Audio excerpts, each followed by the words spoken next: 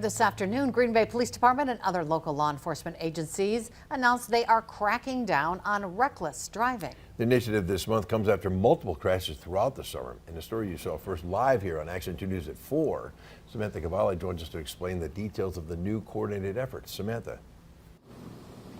Bill and Cami, according to Green Bay Police Chief Chris Davis, in Green Bay alone, there's an 18% increase in reckless driving, a 48% increase in speeding, and a 25% increase in giving out warnings to people regarding this reckless driving. It was announced earlier today that with the efforts of the Green Bay Police Department, the Brown County Sheriff's Office, Ashwaubenon Public Safety, and the Wisconsin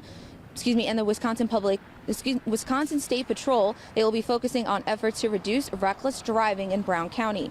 Chief Davis said during multiple times throughout the month, members of these departments will go out to specific areas where there have been multiple traffic issues, such as on Mason Street.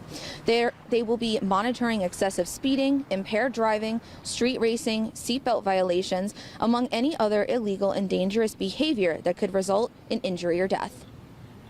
The bottom line is that we are committed to addressing this safety issue, and we need the public's help. Slow down, put your cell phone down while you're driving, don't drive impaired, and just remember that that split-second decision that you make can have life-altering consequences for you and other people in our community.